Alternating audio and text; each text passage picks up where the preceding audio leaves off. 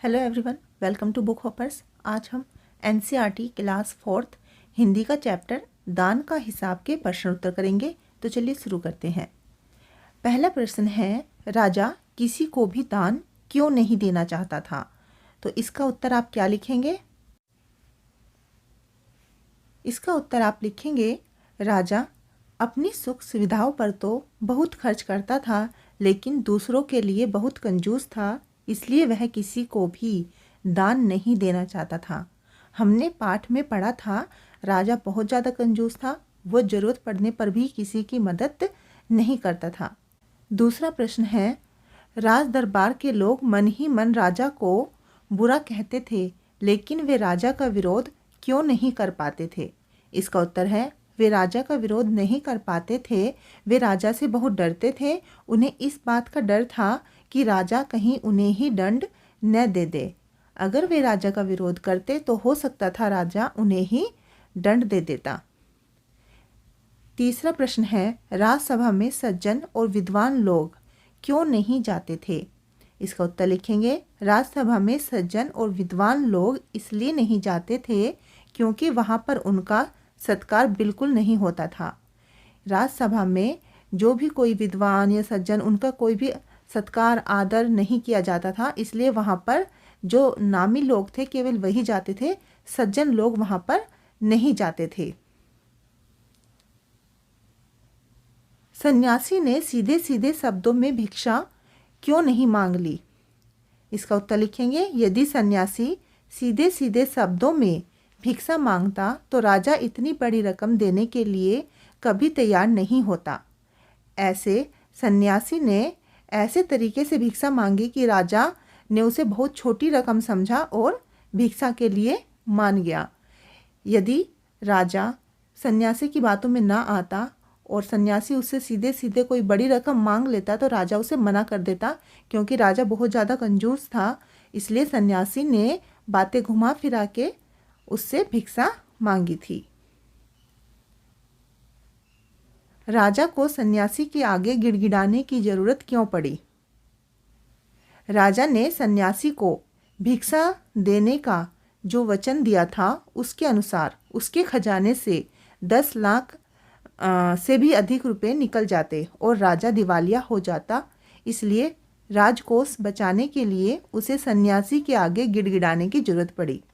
हमने पाठ में पढ़ा था कि जो दान दे रहा था राजा, उसको जो सन्यासी एक दिन शुरू में 1 रुपया लेता है, फिर 2 रुपये, फिर 4 रुपये, फिर 8 रुपये, वो प्रतिदिन अपनी भिक्षा को दुगना करके ले रहा था।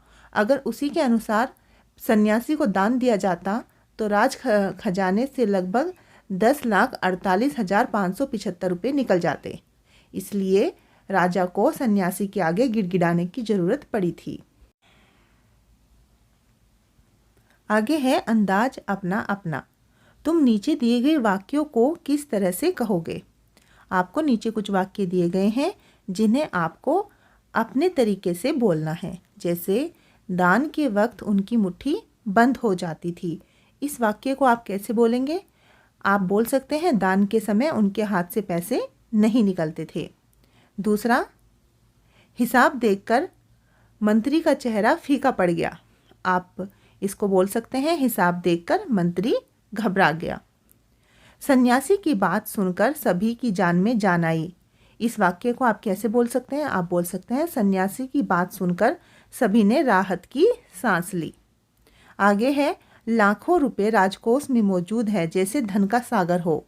इस वाक्य को आप कैसे लिखेंगे? राजकोष में इतने रुपए पैसे हैं जैसे धन का वह सागर हो। तो इन बातों को आप किसी भी तरीके से, जो भी आपको सही लगे, जो भी आपका अंदाज हो, उस अंदाज से इन्हें बोल सकते हैं। आगे है, साथ ही हाथ बढ़ाना।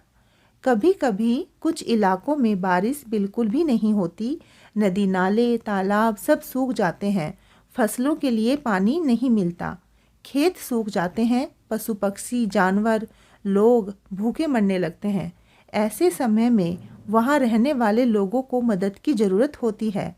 तुम भी लोगों की मदद ज़रूर कर सकते हो। सोचकर बताओ, तुम अकाल में परेशान लोगों की मदद कैसे करोगे? तो तो आपको सोचना है कि अगर कहीं पे आपको किसी की मदद करने का मौका मिलता है तो आप मदद कैसे करोगे। तो इसके लिए आप क्या कर सकते हैं, अकाल में परेशान लोगों के लिए आप पैसे इकट्ठे कर सकते हैं, खाने पीने की चीज़ें खरीद कर वहाँ पर पहुँचा सकते हैं। तो आप कैसे लिखेंगे, आप लिखेंगे अकाल में परेशान लोगों की मदद के लिए मैं अपनी कक्षा के सारे बच्चों को इकट्ठा करूँगा, सब हम मिलकर पैसे इकट्ठा करेंगे और उनसे खाने पीने की चीज़ें खरीद कर वहाँ तक पहुँचाएंगे। हम बड़े लोगों से भी प्रार्थना करेंगे कि वह उनकी मदद करे। तो इस तरह से आप उनकी मदद कर पाएंगे। आगे है जिम्मेदारी अपनी अपनी। तुम्हारे विचार में राज दरबार में किसकी क्या क्या जिम्मेदारियां होती है। आपको बताना है कि मंत्री की क्या जिम्मेदारी होती है और भंडारी की क्या जिम्मेदारी होती है। मंत्री की जिम्मेदारी आप लिख सकते हैं, मंत्री पूरे राज्य की देखरेख करता है। वह हर मामले में राजा को सलाह देता है जिससे राजकाज अच्छी तरह से चलता रहे। उसी की सलाह से राजा दूसरे कर्मचारियों की नियुक्ति करता है। और भंडारी का क्या काम होता है, भंडारी राजा के खजाने की देखभाल करता है। वह राजकोष का सारा हिसाब किताब रखता है। राजा के आदेश पर वह लेन देन करता है। तो ये सारे काम होते हैं भंडारी के, जो कि राजकोष की देखभाल करता है। आगे है कर्ण जैसा दानी। सभी ने कहा हमारे महाराज कर्ण जैसे ही दानी हैं। आपको पता करना है कि कर्ण कौन थे। कर्ण जैसे दानी का क्या मतलब होता है, दान क्या होता है, किन किन कारणों से लोग दान करते हैं। तो ये सब बातें आपको पता करनी है और लिखनी है। आप लिख सकते हैं कर्ण कुंती के पुत्र थे, वे बहुत बड़े दानी माने जाते थे। दूसरा, कर्ण बहुत बड़े दानी थे, उन्होंने अपना कवच कुंडल तक दान दे दिया था। उनसे बड़ा दानी कोई नहीं हुआ। कर्ण जैसे दानी का मतलब है कर्ण की तरह अपना सर्वस्व दान करने में जरा भी संकोच न करना। यही अर्थ होता है जब हम किसी को कर्ण जैसा दानी कहते हैं, जो कि बिना सोचे समझे अपना सब कुछ दान कर सके। गरीबों दुखियों की सहायता के लिए दिया गया धन दान कहलाता है। दान किसे कहते हैं, जो भी धन गरीबों की दुखियों की जो सहायता करने के लिए दिया जाता है वो होता है दान। आगे है कई कारणों से लोग दान करते हैं, जैसे पुण्य कमाने के लिए, परोपकार के लिए, नाम कमाने के लिए।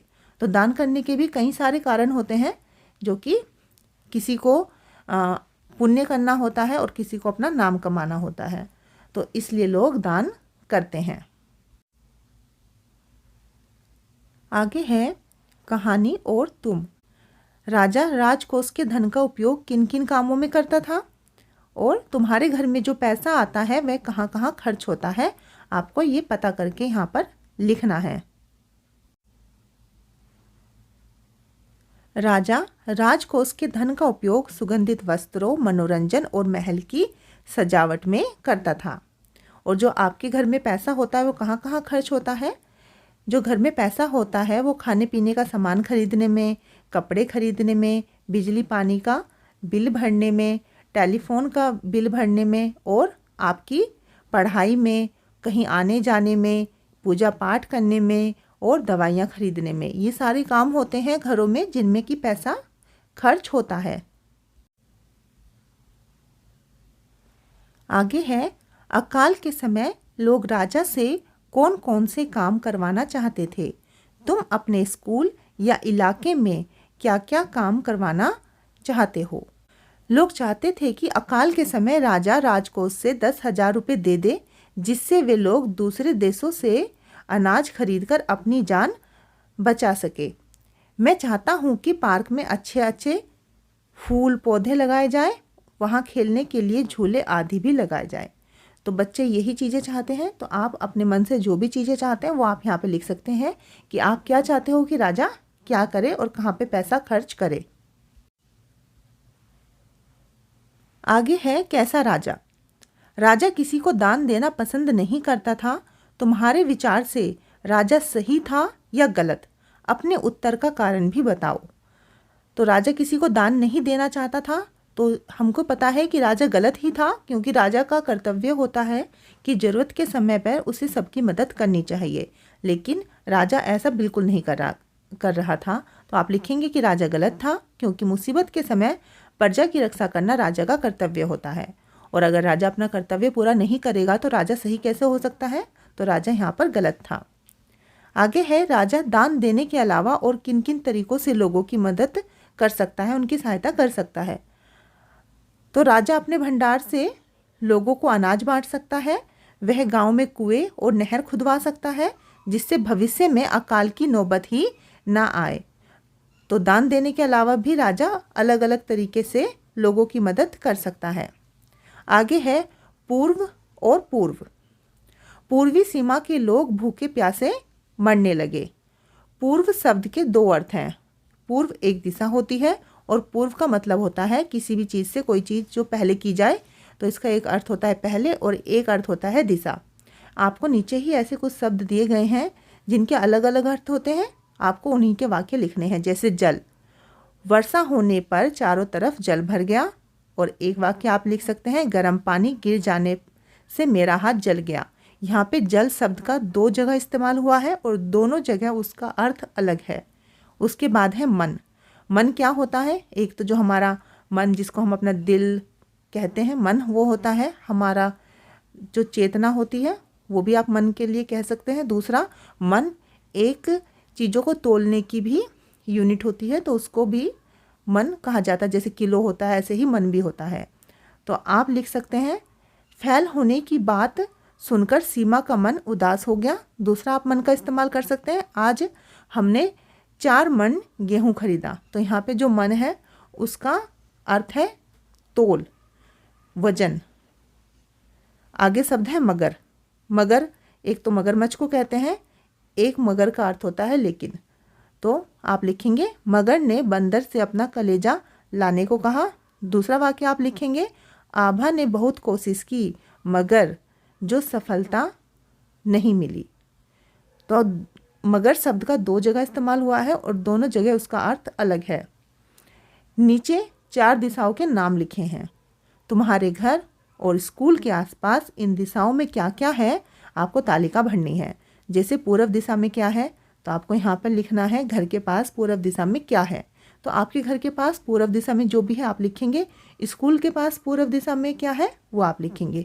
पूर्व दिशा आपको पता होगा, जहाँ से सूर्योदय होता है वो पूर्व होती है, जहाँ पे सूर्य अस्त होता है वो पश्चिम दिशा होती है। और उत्तर दिशा का आप पता कैसे लगाएंगे? अगर आप सूरज की तरफ मुँह करके खड़े होंगे सुबह के समय, तो जो आपका लेफ्ट हैंड है उसकी तरफ होगी उत्तर दिशा और जो आपका राइट हैंड है उसकी तरफ होगी दक्षिण दिशा। तो इस तरीके से आप दिशा का पता लगा सकते हैं। और आपके घर के पास या स्कूल के पास जिस दिशा में जो चीज़ें हैं वो आपको यहाँ पर लिखनी है। ये काम आपके करने के लिए है और ये काम आपको ही करना है। आशा करती हूँ कि आपको ये वीडियो अच्छी लगी होगी और आपको ये पाठ भी समझ में आ गया होगा। आपको वीडियो अच्छी लगी हो तो वीडियो को लाइक करना और चैनल को सब्सक्राइब करना। ओके बच्चों, बाय।